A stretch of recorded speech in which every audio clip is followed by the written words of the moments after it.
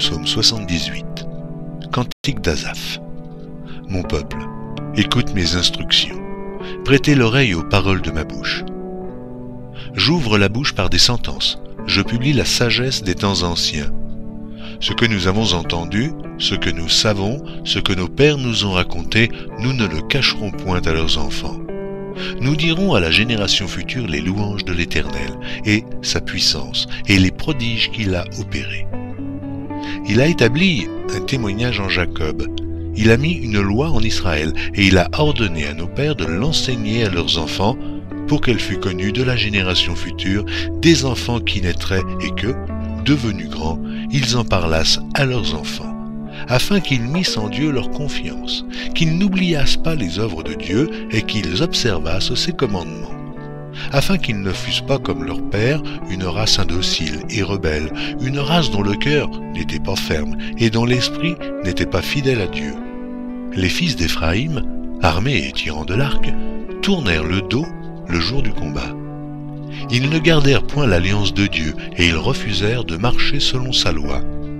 Ils mirent en oubli ses œuvres, ses merveilles qu'il leur avait fait voir. Devant leur père, il avait fait des prodiges au pays d'Égypte, dans les campagnes de Tsoan. Il fendit la mer et leur ouvrit un passage. Il fit dresser les eaux comme une muraille. Il les conduisit le jour par la nuée et toute la nuit par un feu éclatant. Il fendit des rochers dans le désert et il donna à boire comme des flots abondants. Du rocher, il fit jaillir des sources et couler des eaux comme des fleuves. Mais ils continuèrent à pécher contre lui, à se révolter contre le Très-Haut dans le désert. Ils tentèrent Dieu dans leur cœur en demandant de la nourriture selon leurs désirs. Ils parlèrent contre Dieu. Ils dirent : Dieu pourrait-il dresser une table dans le désert ? Voici, il a frappé le rocher, et des eaux ont coulé, et des torrents se sont répandus. Pourra-t-il aussi donner du pain ou fournir de la viande à son peuple ? L'Éternel entendit, et il fut irrité. Un feu s'alluma contre Jacob, et la colère s'éleva contre Israël. Parce qu'ils ne crurent pas en Dieu, parce qu'ils n'eurent pas confiance dans son secours. Il commanda aux nuages d'en haut, et il ouvrit les portes des cieux. Il fit pleuvoir sur eux la manne pour nourriture, il leur donna le blé du ciel. Ils mangèrent tous le pain des grands, il leur envoya de la nourriture à satiété. Il fit souffler dans les cieux le vent d'Orient, et il amena par sa puissance le vent du midi. Il fit pleuvoir sur eux la viande comme de la poussière, et comme le sable des mers les oiseaux ailés. Il les fit tomber au milieu de leur camp, tout autour de leur demeure. Ils mangèrent et se rassasièrent abondamment. Dieu leur donna ce qu'ils avaient désiré. Ils n'avaient pas satisfait leur désir, ils avaient encore leur nourriture dans la bouche lorsque la colère de Dieu s'éleva contre eux. Il frappa de mort les plus vigoureux, il abattit les jeunes hommes d'Israël. Malgré tout cela, ils continuèrent à pécher et ne crurent point à ses prodiges. Il consuma leurs jours par la vanité et leurs années par une faim soudaine.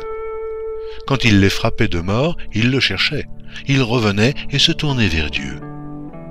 Ils se souvenaient que Dieu était leur rocher, que le Dieu Très-Haut était leur libérateur. Mais ils le trompaient de la bouche, et ils lui mentaient de la langue. Leur cœur n'était pas ferme envers lui, et il n'était pas fidèle à son alliance. Toutefois, dans sa miséricorde, il pardonne l'iniquité et ne détruit pas. Il retient souvent sa colère et ne se livre pas à toute sa fureur. Il se souvint qu'il n'était que chair, un souffle qui s'en va et ne revient pas.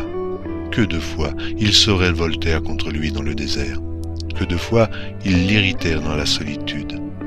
Ils ne cessèrent de tenter Dieu et de provoquer le Saint d'Israël. Ils ne se souvinrent pas de sa puissance, du jour où il les délivra de l'ennemi, des miracles qu'il accomplit en Égypte et de ses prodiges dans les campagnes de Tsoan. Il changea leurs fleuves en sang et ils ne purent en boire les eaux. Il envoya contre eux des mouches venimeuses qui les dévorèrent et des grenouilles qui les détruisirent. Il livra leur récolte aux sauterelles, le produit de leur travail aux sauterelles. Il fit périr leurs vignes par la grêle et leurs sycomores par la gelée. Il abandonna leur bétail à la grêle et leurs troupeaux au feu du ciel. il lança contre eux son ardente colère, la fureur, la rage et la détresse, une troupe de messagers de malheur. Il donna libre cours à sa colère, il ne sauva pas leur âme de la mort, il livra leur vie à la mortalité. Il frappa tous les premiers-nés en Égypte, les prémices de la force sous les tentes de Cham. Il fit partir son peuple comme des brebis, il les conduisit comme un troupeau dans le désert. Il les dirigea sûrement pour qu'ils fussent sans crainte, et la mer couvrit leurs ennemis. Il les amena vers sa frontière sainte, vers cette montagne que sa droite a acquise. Il chassa devant eux les nations, leur distribua le pays en héritage, et fit habiter dans leurs tentes les tribus d'Israël. Mais ils tentèrent le Dieu Très-Haut et se révoltèrent contre lui, et ils n'observèrent point ses ordonnances. Ils s'éloignèrent et furent infidèles comme leur père. Ils tournèrent comme un arc trompeur. Ils l'irritèrent par leurs hauts lieux, et ils excitèrent sa jalousie par leurs idoles. Dieu entendit, et il fut irrité. Il repoussa fortement Israël. Il abandonna la demeure de Silo, la tente où il habitait parmi les hommes. Il livra sa gloire à la captivité, et sa majesté entre les mains de l'ennemi. Il mit son peuple à la merci du glaive, et il s'indigna contre son héritage. Le feu dévora ces jeunes gens, et ces vierges ne furent pas célébrées. Ces sacrificateurs tombèrent par l'épée, et ces veuves ne pleurèrent pas. Le Seigneur s'éveilla comme celui qui a dormi, comme un héros qu'a subjugué le vin. Il frappa ses adversaires en fuite, il les couvrit d'un opprobre éternel. Cependant, il rejeta la tente de Joseph, et il ne choisit point la tribu d'Éphraïm. Il préféra la tribu de Juda, la montagne de Sion qu'il aimait, et il bâtit son sanctuaire comme les lieux élevés, comme la terre qu'il a fondée pour toujours. Il choisit David, son serviteur, et il le tira des bergeries. Il le prit derrière les brebis qui allaitent, pour lui faire paître Jacob, son peuple, et Israël, son héritage. Et David les dirigea avec un cœur intègre, et les conduisit avec des mains intelligentes.